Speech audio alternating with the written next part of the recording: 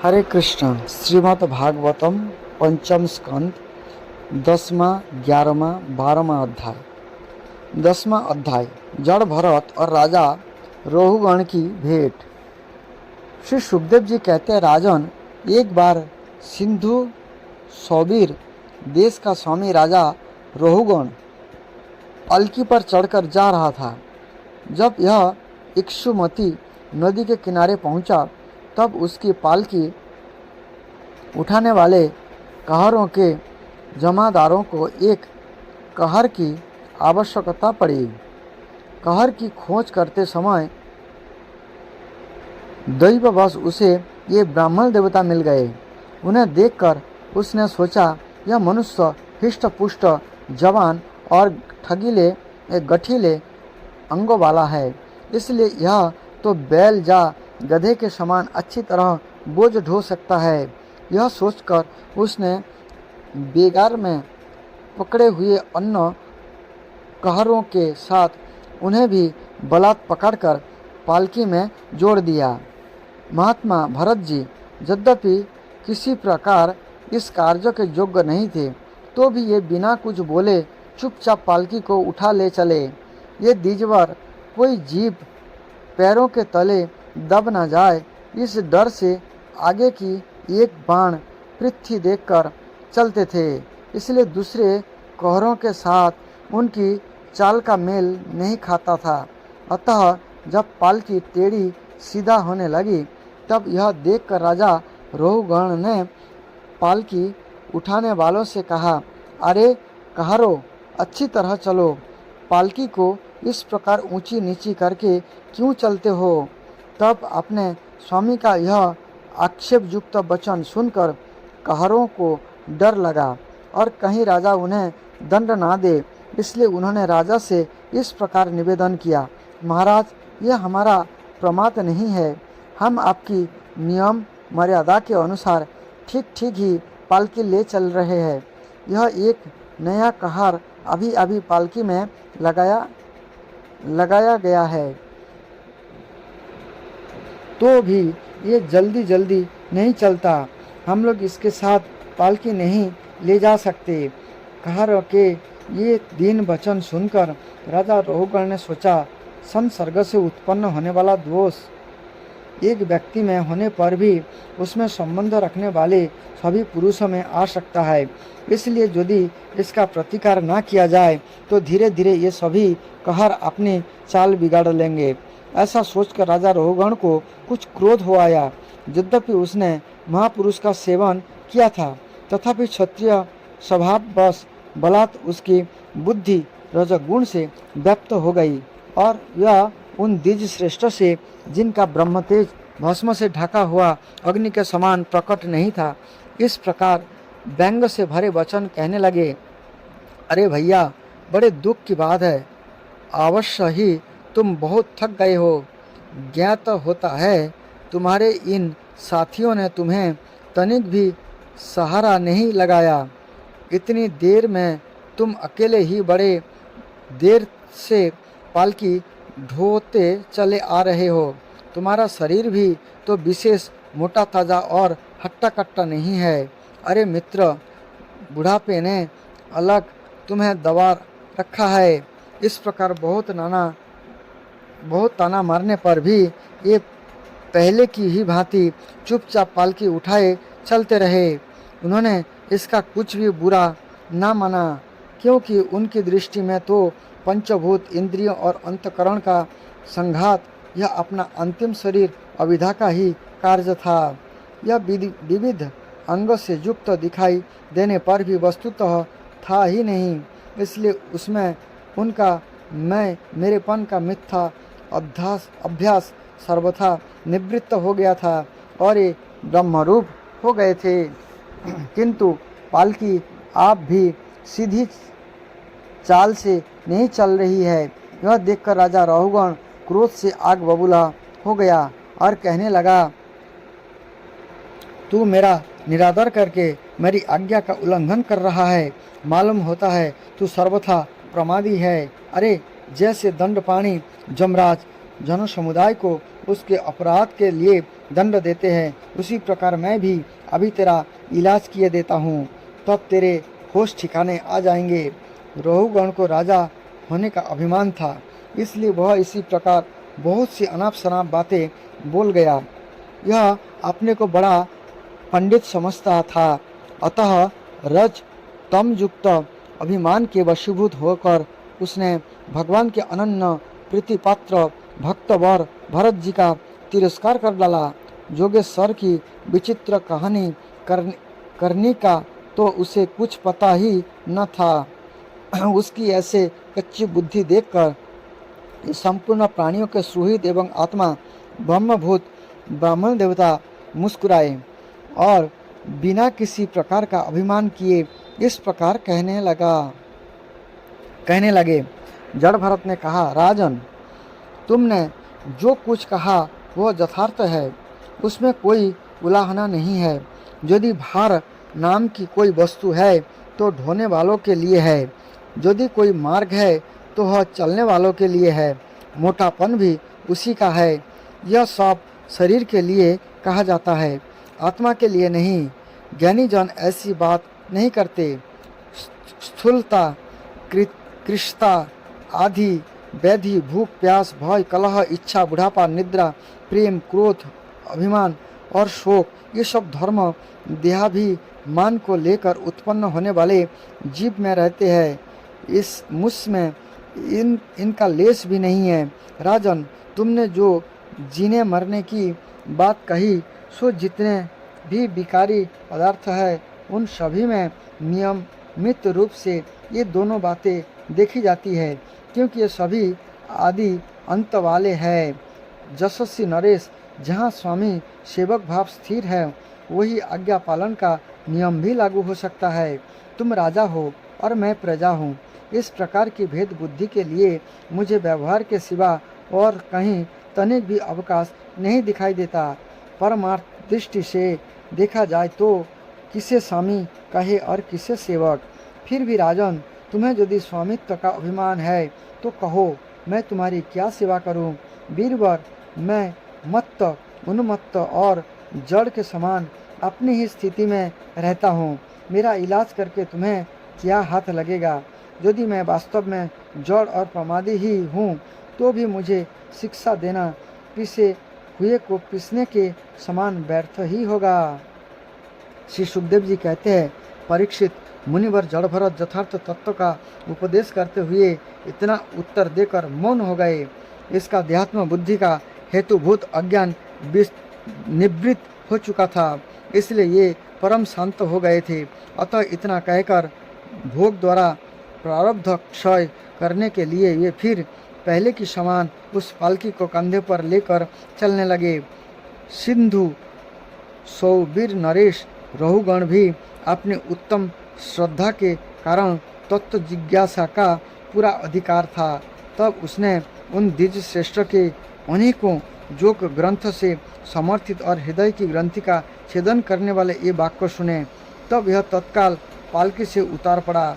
उसका राजमत सर्वथा दूर हो गया और वह उनके चरणों में सिर रखकर अपना अपराध क्षमा कराते हुए इस प्रकार कहने लगा, देव, आपने द्विज का चिन्ह यज्ञोपवीत धारण कर रखा है, बतलाइए, इस प्रकार स्वच्छंद भाव से विचारने वाले आप कौन है? क्या आप दत्तात्रेय आदि अवधूतों में से कोई है? आप किसके पुत्र है? आपका या कहाँ जन्म हुआ है और कहाँ कैसे आपका पदार्पण हुआ है? यदि हमारा कल्याण करने पधारे हैं तो क्या आप साक्षात सत्यमूर्ति भगवान कपिल जी ही तो नहीं है? मुझे इंद्र के वज्र का कोई डर नहीं है, ना मैं महादेव जी के त्रिशूल से डरता हूँ और ना जमराज के दंड से। मुझे अग्नि, सूर्य, चंद्र, वायु और कुबेर के अस्त्र शस्त्र का भी कोई भय नहीं है, परंतु मैं ब्राह्मण कुल के अपमान से बहुत ही डरता हूँ। अतः कृपया बतलाइए, इस प्रकार आपने विज्ञान और शक्ति को छिपाकर मूर्खों की भांति विचरने वाले आप कौन हैं? विषयों से तो आप सर्वथा अनासक्त जान पड़ते हैं। मुझे आपकी कोई था नहीं मिल रहा है। साधो साधो आपके जोगयुक्त वाक्यों की बुद्धि द्वारा आलोचना करने पर यह मेरा संदेह दूर नहीं होता। मैं आत्मज्ञानी मुनियों के परम गुरु और साक्षात श्री हरि की ज्ञान शक्ति के अवतार जोगेश्वर भगवान कपिल से यह पूछने के लिए जा रहा था कि इस लोक में एकमात्र शरण लेने योग्य कौन है? क्या आप ये मुनि कपिल मुनि ही है जो लोगों की दशा देखने के लिए इस प्रकार अपना रूप छिपाकर विचर रहे हैं? भला घर में आसक्त रहने वाला विवेकहीन पुरुष जोगेश्वर की गति कैसे जान सकता है? मैंने युग आदि कर्मों में अपने को श्रम होते देखा है, इसलिए मेरा अनुमान है कि बोझ ढोने और मार्ग में चलने से आपके भी अवश्य ही होता होगा। मुझे तो व्यवहार मार्ग भी सत्य ही जान पड़ता है, क्योंकि मिथ्या घड़े से जल लाना आदि कार्य नहीं होता। देहादि के धर्म का आत्मा पर कोई प्रभाव ही नहीं होता, ऐसा बात भी नहीं है। चूल्हे पर रखी हुई बटलोई जब अग्नि से तपने लगती है तब उसका जल भी खोलने लगता है और फिर उस जल से चावल का भीतरी भाग भी पक जाती है। इसी प्रकार अपनी उपाधि के धर्म का अनुवर्तन करने के कारण देह, इंद्रिय, प्राण और मन की सन्निधि से आत्मा को भी उनके धर्म, श्रम आदि का अनुभव होता है। आपने जो दंडादि की व्यर्थता बताई सो राज तो प्रकार के शासन और पालन करने के लिए नियुक्त किया हुआ उसका दासी ही है। उनका उन्मत्तादि को दंड देना पिसे हुए को पीसने के समान व्यर्थ नहीं हो सकता, क्योंकि आपने धर्म का आचरण करना भगवान का सेवा ही है। उसे करने वाला व्यक्ति अपने संपूर्ण पाप राशियों को नष्ट कर देता है। दीन बंधु, राजत्व के अधीन अभिमान से उन्मत्त होकर मैंने आप जैसे परम साधु की अवज्ञा की है। आप ऐसी कृपा दृष्टि कीजिए जिससे इस साधु अवज्ञा रूप अपराध से मैं मुक्त हो जाऊं। आप देहाधि भी मान शून्य और विश्व बंधु श्री हरि के अनन्य भक्त है, इसलिए सब में समान दृष्टि होने से इस मान अपमान के कारण आप में कोई विकार नहीं हो सकता। तथापि एक महापुरुष का अपमान करने के कारण मेरे जैसा पुरुष साक्षात त्रिशूलपाणी महादेव जी के समान प्रभावशील होने पर भी अपने अपराध से अवश्य थोड़े ही काल में नष्ट हो जाएगा। 11वां अध्याय। राजा रघुगण को भरत जी का उपदेश।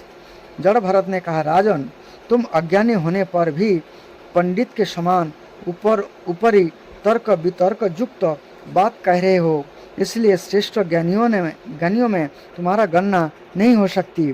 तत्व ज्ञानी पुरुष इस अविचार सिद्ध स्वामी सेवक आदि व्यवहार को तत्व विचार के समय सत्य रूप से स्वीकार नहीं करते। लौकिक व्यवहार के समान ही वैदिक व्यवहार भी सत्य नहीं होते, क्योंकि वेद वाक्य भी अधिकतर गृहस्थ जनोचित यज्ञ विधि के विस्तार में ही व्यस्त है। राग देश आदि दोषों से रहित विशुद्ध तत्व ज्ञान की पूरी अभिव्यक्ति प्राय उनमें भी नहीं हुई है। जिस गृहस्थ चित यज्ञ आदि कर्म से प्राप्त होने वाला स्वर्ग आदि सुख स्वप्न के समान यह नहीं जान पड़ता, उसे तत्व ज्ञान कराने में साक्षात उपनिषद वाक्य भी समर्थ नहीं है।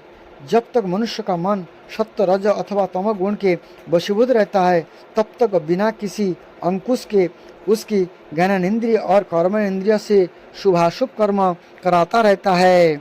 यह मन वासनामय विषयासक्त गुणों से प्रेरित विकारी और भूत एवं इंद्रिय रूप 16 कलाओं में मुख्य है। वही भिन्न भिन्न नामों से देवता और मनुष्य रूप धारण करके शरीर रूप उपाधियों के भेद से जीव की उत्तमत्ता और बद्धमत्ता का कारण होता है। वो मायामय मन संसार चक्र में छलने वाला है। वही अपने देह के अभिमानी जीव से मिलकर उसे काल चक्र से प्राप्त हुए सुख दुख और उनसे व्यतिरिक्त मोहरूप अवश्यंभावी फल की अभिव्यक्ति करता है। जब तक यह मन रहता है तब तक जागृत और स्वप्न अवस्था का व्यवहार प्रकाशित होकर जीव का दृश्य बनता है। इसलिए पंडित जन मन को ही त्रिगुणमय अधम संसार का और गुणातीत परम उत्कृष्ट मोक्ष पथ का कारण बताते हैं। विषय आसक्त मन जीव को संसार संकट में डाल देता है। विषयहीन मन होने पर वही उसे शांतिमय मोक्ष पथ प्राप्त करा देता है। जिस प्रकार घी से भीगी हुई बत्ती को खाने वाले दीपक से तो धुएं वाली शिखा निकलती रहती है और जब घी समाप्त हो जाता है तब वह अपने कारण अग्नि तत्व में लीन हो जाते हैं। उसी प्रकार विषय और कर्म में आसक्त हुआ मन तरह तरह की वृत्ति का आश्रय लिए रहता है और उनसे मुक्त होने पर वह अपने तत्व में लीन हो जाता है। बीरबर 5 कर्मेंद्रिया, 5 ज्ञानेंद्रिया और एक अहंकार, 11 मन की वृत्तियां हैं तथा 5 प्रकार के कर्म, 5 तन्मात्रा और एक शरीर, 11 उनके आधारभूत विषय कहे जाते हैं। गंध, रूप, स्पर्श, रस और शब्द ये 5 ज्ञानेंद्रियों के विषय है। मल त्याग, संभोग, गमन, भाषण और लेना देना आदि व्यापार ये 5 कर्मेंद्रिय के विषय है तथा शरीर की यह मेरा है इस प्रकार स्वीकार करना अहंकार का विषय है। कुछ लोग अहंकार को मन की 12वीं वृत्ति और उसके आश्रय शरीर को 12वां विषय मानते हैं। ये मन की 11 वृत्तियां द्रव्य, विषय, स्वभाव, आशय, संस्कार, कर्म और काल के द्वारा सैकड़ों, हजारों और करोड़ों भेद में परिणित हो जाती है, किंतु उनकी सत्ता क्षेत्रज्ञ आत्मा की सत्ता से ही है, स्वतः और परस्पर मिलकर नहीं है। ऐसा होने पर भी मन से क्षेत्रज्ञ का कोई संबंध नहीं है। यह तो जीव की ही माया निर्मित उपाधि है। यह प्राय संसार बंधन में डालने वाले अभिशुद्ध कर्म में ही प्रवृत्त रहता है। इसकी उपयुक्त वृत्तियाँ प्रवाह रूप से नित्य ही रहती है। जागृत और सपनों के समय ये प्रकट हो जाती है और सुषुप्ति में छिप जाती है। इन दोनों ही अवस्था में क्षेत्रज्ञ जो विशुद्ध चिन्ह मात्रा है, मन की इन वृत्तियों को साक्षी रूप से देखता रहता है। यह क्षेत्रज्ञ परमात्मा सर्वव्यापक जगत का आदि कारण, परिपूर्ण, अपरोक्ष, स्वयं प्रकाश, अजन्मा ब्रह्म आदि का भी नियंता और अपने अधीन रहने वाली माया के द्वारा सबके अंतःकरण में रहकर जीव को प्रेरित करने वाला समस्त भूतों का आश्रय रूप भगवान वासुदेव है। जिस प्रकार वायु संपूर्ण स्थावर जंगम प्राणियों में प्राण स्वरूप से प्रविष्ट होकर उन्हें प्रेरित करती है, उसी प्रकार वह परमेश्वर भगवान वासुदेव सर्वसाक्षी आत्मा स्वरूप से इस संपूर्ण प्रपंच में ओतप्रोत है। राजन, जब तक मनुष्य ज्ञानोदय के द्वारा इस माया का तिरस्कार कर सबकी आसक्ति छोड़कर तथा काम, क्रोध आदि 6 शत्रुओं को जीतकर आत्म तत्व को नहीं जान लेता और तब जब तक यह आत्मा के उपाधि रूप मन को संसार दुख का क्षेत्र नहीं समझता, तब तक वह इस लोक में जो ही भटकता रहता है, क्योंकि वह चित्त उसके शोक, मोह, रोग, राग, लोभ और बैर आदि के संस्कार तथा ममता की वृद्धि करता रहता है। यह मन ही तुम्हारे बड़ा बलवान शत्रु है। तुम्हारे उपेक्षा करने से इसकी शक्ति और भी बढ़ गई है। यह यद्यपि स्वयं तो सर्वथा मिथ्या है, तथापि इसने तुम्हारे आत्मा स्वरूप को आच्छादित कर रखा है। इसलिए तुम सावधान होकर श्री गुरु और हरि के चरणों की उपासना के अस्त्र से इसे मार डालो। 12वां अध्याय, रोहगण का प्रश्न और भरत जी का समाधान। श्री राजा रोहगण ने कहा, भगवान मैं आपको नमस्कार करता हूँ। आपके जगत का उद्धार करने के लिए ही यह देह धारण किए है। जोगेश्वर, आपने परमानंदमय स्वरूप का अनुभव करने आप इस स्थूल शरीर से उदासीन हो गए हैं तथा एक जड़ ब्राह्मण के वेश से आपने नित्य ज्ञानमय रूप को जनसाधारण की दृष्टि से ओझल किए हुए है। मैं आपको बार बार नमस्कार करता हूँ। ब्राह्मण, जिस प्रकार जड़ से पीड़ित रोगों के लिए मीठी औषधि और धूप से तपे हुए पुरुषों के लिए शीतल जल अमृत तुल्य होता है, उसी प्रकार मेरे लिए उसके विवेक बुद्धि को देहाभिमान रूप विषैले सर्पों ने डस लिया है। आपके वचन अमृतमय औषधि के समान है। देव, मैं आपसे अपने संशयों की निवृत्ति तो पीछे करूँगा। पहले तो इस समय आपने जो अध्यात्म जोगमय उपदेश दिए हैं उसी की सरल करके समझाइए। उसे समझने की मुझे बड़ी उत्कंठा है। जोगेश्वर, आपने जो यह कहा कि भार उठाने की प्रक्रिया तथा उससे जो श्रम रूप फल होता है, ये दोनों ही प्रत्यक्ष होने पर भी केवल व्यवहार मूलक ही है, वास्तव में सत्य नहीं है। ये तत्व विचार के समान कुछ भी नहीं ठहरते। सो इस विषय में मेरा मन चक्कर खा रहे हैं। आपके इस कथन का मर्म मेरा समझ में नहीं आ रहा है। जड़ भरत ने कहा, पृथ्वी पते, यह देह पृथ्वी का विकार है। पाषाण आदि से इसका क्या भेद है? जब यह किसी कारण से पृथ्वी पर चलने लगता है तब इसके भारवाही आदि नाम पड़ जाते हैं। इसके दो चरण हैं, उनके ऊपर क्रमशः ढकने, पिंडली, घुटने, जांग, कमर, वक्षस्थल, गर्दन और कंधे आदि अंग है। कंधों के ऊपर लकड़ी की पालकी रखी हुई है, उसमें भी सौवीर राज नाम का एक पार्थिव विकार ही है, जिसमें आत्मबुद्धि रूप अभिमान करने से तुम मैं सिंधु देश का राजा हूँ इस प्रबल मत से अंधे हो रहे हो, किंतु इसी से तुम्हारी कोई श्रेष्ठता सिद्ध नहीं होती। वास्तव में तो तुम बड़े क्रूर और धृष्ट ही हो।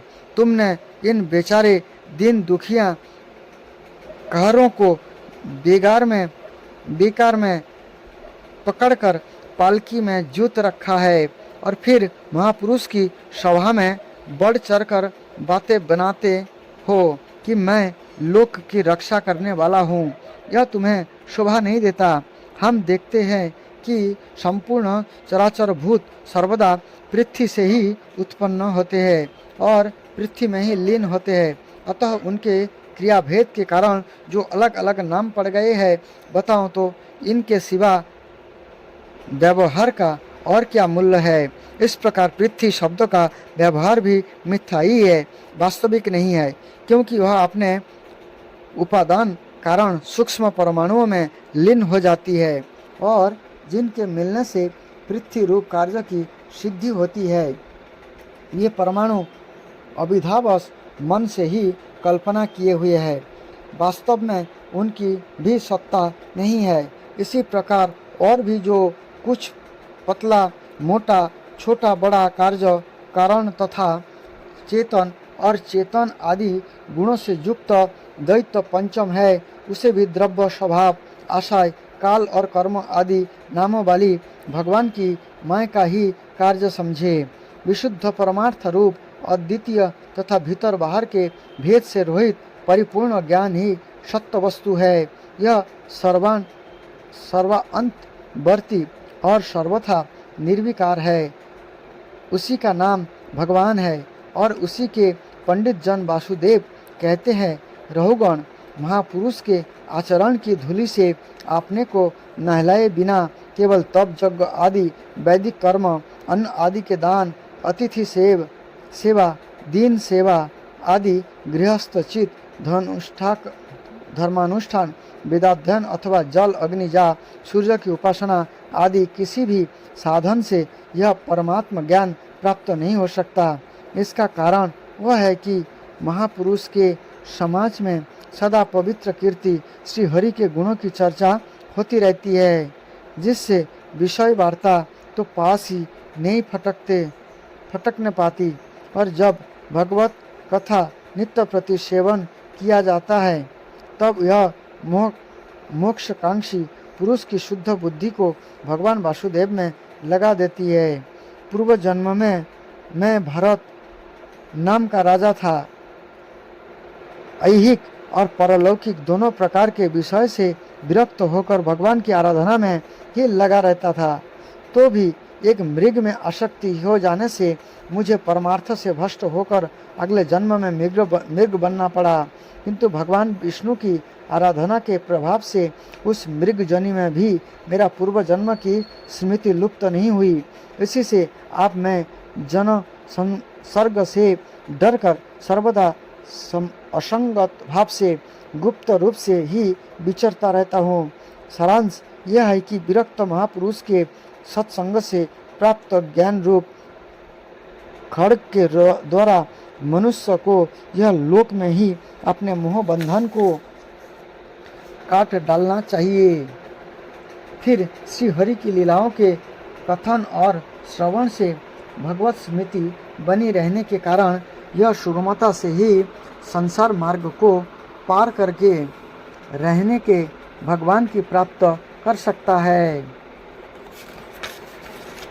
13वां अध्याय भवट भी का वर्णन और रहुगण का संशय नाश। जड़ भरत ने कहा, राजन, यह जीव समूह सुख रूप धन में आसक्त देश देशांतर में घूम फिर कर व्यापार करने वाले व्यापारियों के दल के समान है। इसे माया ने दुस्तर प्रवृत्ति मार्ग में लगा दिया है। इसलिए इसकी दृष्टि सात्विक, राजस, तामस भेद से नाना प्रकार के कर्मों पर ही जाती है। उन कर्मों में भटकता भटकता यह संसार रूप जंगल में पहुंच जाता है। यहाँ इसे तनिक भी शांति नहीं मिलती। महाराज, उस जंगल में 6 डाकू है। इस वणिक समाज का नायक बड़ा दुष्ट है। इसके नेतृत्व में जब यह यहाँ पहुँचता है, तब ये लुटेरे बलात् इसका सब माल मत्ता लूट लेते हैं तथा भेड़िए जिस प्रकार भेड़ों के झुंड में घुसकर उन्हें खींच ले जाते हैं, उसी प्रकार उसके साथ रहने वाले गिदड़ ही इसे असावधान देखकर उसकी धन को इधर उधर खींचने लगता है। यह जंगल बहुत सी लता, घास और झाड़ झखाड़ के कारण बहुत दुर्गम हो रहा है। उसमें तीव्र डांस और मच्छर इसे चैन नहीं लेने देते। यहाँ इसे कभी तो गंधर्व नगर देखने लगता है और कभी कभी चमचमाता हुआ अति चंचल अगिया बेताल आँखों के सामने आ जाते हैं। यह वणिक समुदाय इस वन में निवास स्थान, जल और धन आदि में आसक्त होकर इधर उधर भटकता रहता है। कभी भवन डर के उठी हुई धूल के द्वारा जब सारी दिशाएं घुमाच्छादित सी हो जाते हैं और उसका आँखों में भी धूल भर जाती है, तो इसे दिशा का ज्ञान भी नहीं रहता। कभी इसे दिखाई ना देने वाले झिंगुर के कर्णपुट शब्द सुनाई देता है। कभी उल्लुओं के बोली से इसका चित्त व्यथित हो जाता है। कभी इसे भूख सताने लगता है तो यह निंदनीय वृक्ष का ही सहारा टटोलने लगता है और कभी प्यास से व्याकुल होकर मृग तृष्णा की ओर दौड़ लगाता है। कभी जलहीन नदियों की ओर जाता है। कभी अन्न न मिलने पर आपस में एक दूसरे से भोजन प्राप्ति की इच्छा कराता है। कभी दावानल में घुसकर अग्नि से झुलस जाता है और कभी यक्ष लोग इसके प्राण खींचने लगते हैं तो वह खिन्न होने लगता है। कभी अपने से अधिक बलवान लोग इसका धन छीन लेते हैं तो यह दुखी होकर शोक और मोह से अचेत सा हो जाता है। और कभी गंधर्व नगर में पहुंचकर घड़ी भर के लिए सब दुख भूलकर खुशी मानने लगता है। कभी पर्वतों पर चढ़ना चाहता है तो कांटे और कंकड़ों द्वारा पैर चलनी हो जाने से उदास हो जाता है। कुटुंब बहुत बढ़ जाते हैं और उदर पूर्ति का साधन नहीं होता तो भूख की ज्वाला से संतप्त होकर अपने ही बंधु बांधवों पर खींचने लगता है। कभी अजगर सर्प का ग्रास बनकर वन में फेंके हुए मुर्दे के समान पड़ा रहता है। इस समय इसे कोई बंधु शुद्ध बुद्ध नहीं रहती। कभी दूसरे विषैले जंतु इसे काटने लगते हैं तो उनके विष के प्रभाव से अंधा होकर उसी अंधी कुएं में गिर पड़ता है और घोर दुखमय अंधकार में बेहोश पड़ा रहता है। कभी मधु खोजने लगते हैं तो मक्खियाँ इसके नाक में दम कर देती है और इसका सारा अभिमान नष्ट हो जाता है।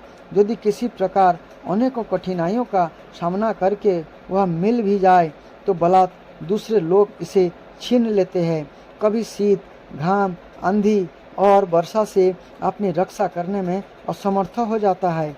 कभी आपस में थोड़ा बहुत प्यार करता है तो धन के लोभ से दूसरों को धोखा देकर उनसे बैर ठान लेता है। कभी कभी उस संसार वन में इसका धन नष्ट हो जाता है तो इसके पास सज्जा, आसन, रहने के लिए स्थान और सैर सपाट के लिए सवारी आदि भी नहीं रहते। तब दूसरों से याचना करते हैं। मांगने पर भी दूसरों से जब उसे अभिलाषित वस्तु नहीं मिलती तब पराई वस्तुओं पर अनुचित दृष्टि रखने के कारण इसे बड़ा तिरस्कार सहना पड़ता है। इस प्रकार व्यावहारिक संबंधों के कारण एक दूसरे से देशभाव पड़ जाने पर भी यह मनिक समूह आपस में विवाह आदि संबंध स्थापित करता है और फिर इस मार्ग में तरह तरह के कष्ट और धनक्षय आदि संकटों को भोगते भोगते मृत कवत हो जाता है। साथियों में से जो मरते जाते हैं उन्हें जहाँ का तहाँ छोड़कर नवीन उत्पन्न हुए को साथ लिए वह बनिराजों का समूह बराबर आगे ही बढ़ता रहता है।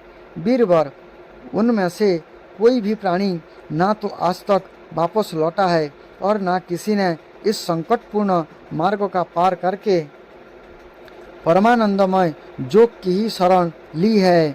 जिन्होंने बड़े बड़े दिक्पालों को जीत लिया है, ये धीर वीर पुरुष भी पृथ्वी में यह मेरी है ऐसा अभिमान करके आपस में बैर ठान कर संग्राम भूमि में जूझ जाते हैं तो भी उन्हें भगवान विष्णु का वह अविनाशी पद नहीं मिलता जो बैरहीन परम हंस को प्राप्त होता है।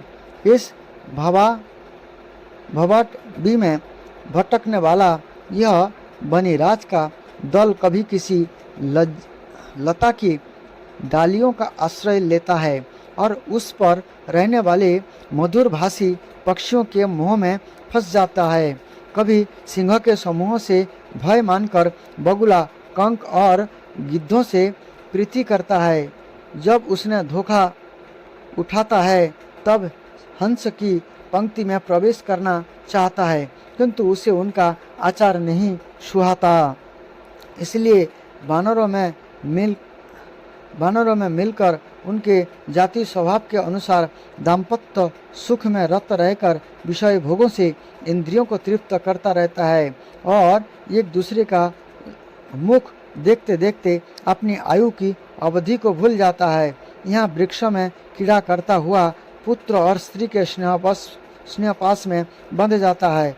इससे मैथुन की वासना इतनी बढ़ जाती है कि तरह तरह के दुर्व्यवहार से दीन होने पर भी विवश होकर अपने बंधन को तोड़ने का साहस नहीं कर सकता।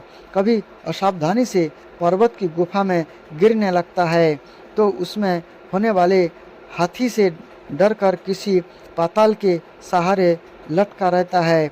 शत्रु दमन। यदि किसी प्रकार इसे उस आपत्ति से छुटकारा मिल जाता है तो वह फिर अपने गोल में मिल जाता है। जो मनुष्य माया की प्रेरणा से एक बार इस मार्ग में पहुंच जाता है, उसे भटकते भटकते अनंत तक अपने परम पुरुषार्थ का पता नहीं लगता। रोगण, तुम भी इसी मार्ग में भटक रहे हो, इसलिए आप प्रजा को दंड देने का कार्य छोड़कर समस्त प्राणियों के सुहित हो जाओ और विषयों में अनासक्त होकर भगवत सेवा से तीक्ष्ण किया हुआ ज्ञान रूप खड्ग लेकर इस मार्ग को पार कर लो। राजा रहुगण ने कहा, ओह, समस्त जोनियों में यह मनुष्य जन्म ही श्रेष्ठ है। अन्य लोकों में प्राप्त होने वाले देवादि उत्कृष्ट जन्म से भी क्या लाभ है, जहाँ भगवान श्री ऋषिकेश के पवित्र जस से शुद्ध अंतकरण वाले आप जैसे महात्माओं का अधिकाधिक समागम नहीं मिलता। आपके चरण कमलों की रस का सेवन करने से जिनके सारे पाप ताप नष्ट हो गए हैं, इन महानुभाव को भगवान विशुद्ध भक्ति प्राप्त होना कोई विचित्र बात नहीं है। मेरा तो आपके 2 घड़ी के सत्संग से ही सारा कुतर्क मूलक अज्ञान नष्ट हो गया है। ब्रह्म ज्ञान नियम में जो वयोवृद्ध हो उन्हें नमस्कार है, जो शिशु हो उन्हें नमस्कार है, जो युवा हो उन्हें नमस्कार है, जो क्रीड़ारत बालक हो उन्हें भी नमस्कार है। जो अज्ञानी ब्राह्मण अवधूत वेश से पृथ्वी पर विचरते हैं, उनसे हम जैसे ऐश्वर्य उन्मत्त राजाओं का कल्याण हो। श्री सुखदेव जी कहते हैं, उत्तरानंदन, इस प्रकार इस परम प्रभावशाली ब्रह्मर्षि पुत्र ने अपना अपमान करने वाले सिंधु नरेश रहुगण को भी अत्यंत करुणावश आत्म तत्व का उपदेश दिया। तब राजा रहुगण ने दीन भाव से उनके चरणों की वंदना की। फिर ये परिपूर्ण समुद्र के समान शांतचित और ऊपर तेंद्रिय होकर पृथ्वी पर विचरने लगा। उनके सत्संग से परमात्मा तत्व का ज्ञान पाकर सौवीरपति रहुगण ने भी अंतकरण में अविधा वश आरोपित देहात्म बुद्धि को त्याग दिया। राजन, जो लोग भगवत आश्रित अनन्य भक्तों की शरण ले लेता है, उनका ऐसा भी प्रभाव होता है, उनके पास अविधा ठहर नहीं सकती। राजा परीक्षित ने कहा, महाभागवत मुनि श्रेष्ठ, आप परम विद्वान हैं। आपके रूप कादि के द्वारा अप्रत्यक्ष रूप से जीवों के जिस संसार रूप मार्ग का वर्णन किया है, इस विषय की कल्पना विवेकी पुरुष की बुद्धि ने की है। यह अल्प बुद्धि वाले पुरुषों की समझ में सुगमता से नहीं आ सकती। अतः मेरी प्रार्थना है कि इस दुर्बोध विषयों को रूपक का स्पष्टीकरण करने वाले शब्दों से खोलकर समझाइए। हरे कृष्ण।